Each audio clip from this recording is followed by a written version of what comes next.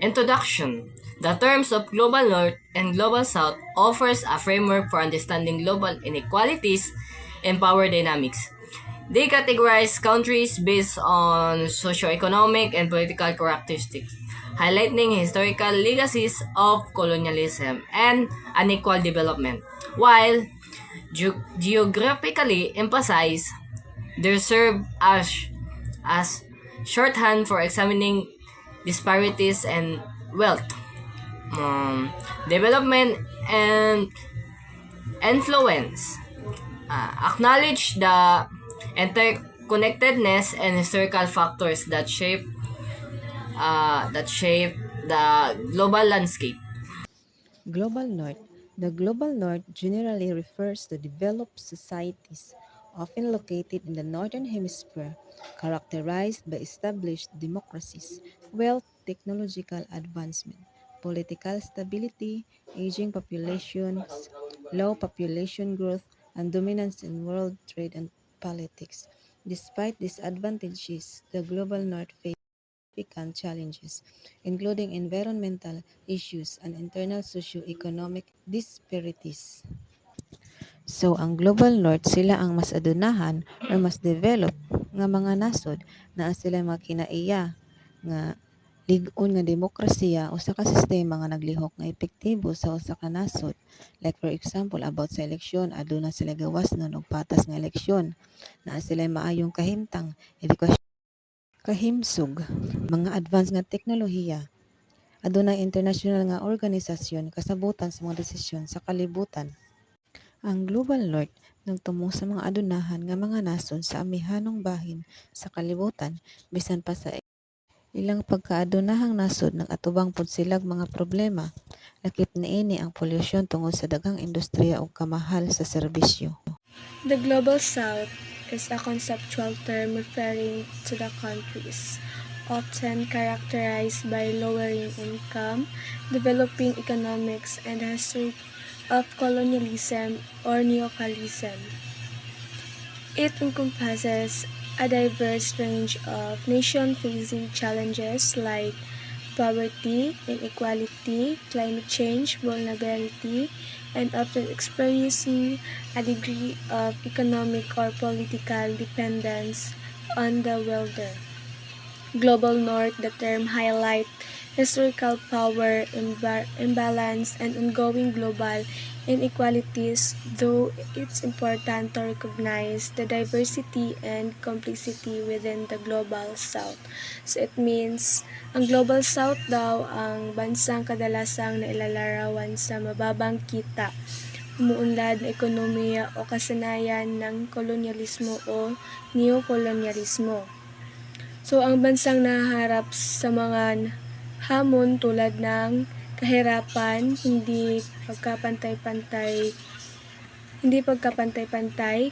kahinaan sa klima at kadalawang nakaranas ng antas ng pag-asa o ekonomiya o politika. Global South Problem. Number 1. Poverty and equality. High rates of poverty and significant income inequality within between countries are present tense challenges. This limit access to basic necessities like food, water, shelter, healthcare, and education. So, ibig sabihin, ang hindi pagkapantay-pantay ng kita sa loob at pagitan ng bansa. Nilimitahan nito ang pag-akses sa mga pangunahing pangangailangan tulad ng pagkain, tirahan, tubig, pangangalaga sa kalusugan at edukasyon sa mga bata. Second problem of Global South, lack of infrastructure. Insufficient infrastructures, transportation, energy, communication limits economic activity and heightened access to essential service.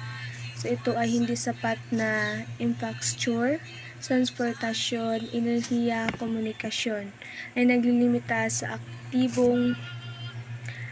aktibidad ng ekonomiya at isang hadlang sa pag-access sa mahalagang serbisyo sa ating bansa. The reason why global divide divided the North and South. The global North-South divide is a conceptual framework that highlights the socio-economic and political disparities between wealthier, industrialized nations, the global North, and less developed, often economically disadvantaged nations, the global South. This decision is not strictly geographical but rather categorizes nations based on their level of development, income, and influence in global affairs.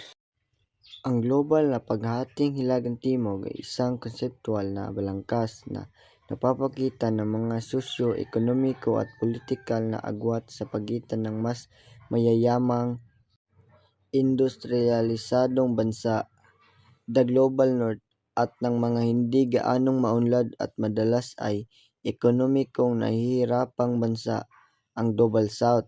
Hindi ito ganap na batay sa heograpiya hindi hinati ang mga bansa ayon sa antas ng kanilang kaunlaran. Kanang gihati daw ang mga bansa daw ayon daw sa antas ng kanilang kaunlaran, kita at impluwensya sa pangdaigdigang usapin. Colonialism and exploitation. The primary driver of the North-South divide is the legacy of colonialism and imperialism. European powers exploited resources and labor in regions of Africa, Asia, and Latin America, extracting wealth to enrich the global North. This process impeded local development and entrenched inequalities that persisted long after independence. Kolonyalismo at pagsasamantala. Ang pangunahing dahilan ng paghahating Hilagang Timog ay ang pamana ng kolonyalismo at imperialismo. Ang mga kapangyarihang Europeo ay nagsamantala sa mga likas yaman at paggawa sa mga rehiyon ng Africa, Asia at Latin America at kinuha ang yaman upang payamanin ang Global North. Pinabagal nito ang lokal na pag-unlad at pinatatag ang mga hindi nagkapantay-pantay kahit matapos ang kalayaan. Unequal trade relationship. The Global North often benefits disproportionately from global trade and finance. Countries in the Global South frequently export primary commodities which are subject to price volatility while importing manufactured goods from the Global North. Hindi pantay na ugnayan sa kalakalan. Mas madalas na nakikinabang ang Global North sa pandaigdigang kalakalan at pananalapi. Ang mga bansa sa Global South ay karaniwan nag-i-export ng mga pangunahing hilaw na materyales na madaling maapektuhan ng pagbabago-bagong presyo habang nag-aangkat ng mga produktong ginawa sa Global North. Halimbawa, ang Pilipinas noong panahon ng kolonyalismong Espanyol at Amerikano ay nagluwas ng hilaw na produkto gaya ng asukal at tabako, ngunit kailangan bumili ng mga mamahaling kagamitan industrial mula sa mga bansang industrialisado. Hanggang ngayon, ang ganitong uri ng kalakalan ay nakikita pa rin sa maraming bansang nasa Global South. Bakit nga ba nahati ang Global North and South? Una, noong panahon ng kolonyalismo, maraming bansa sa Africa, Asia at Latin America ang sinakop ng mga bansang Europeo na karamihan ay nasa hilaga. Pangalawa, hindi pantay na kaunlarang pang-ekonomiya. Pagkatapos ng ikalawang digmaang pandaigdig, mabilis na nakaahon at na-industrialize ang mga bansang Europeo, North America at Japan. Samantala, maraming bansa sa Timog ang nanatiling umaasa sa agrikultura at hilaw na yaman kaya't mas mabagal ang paglago ng ekonomiya.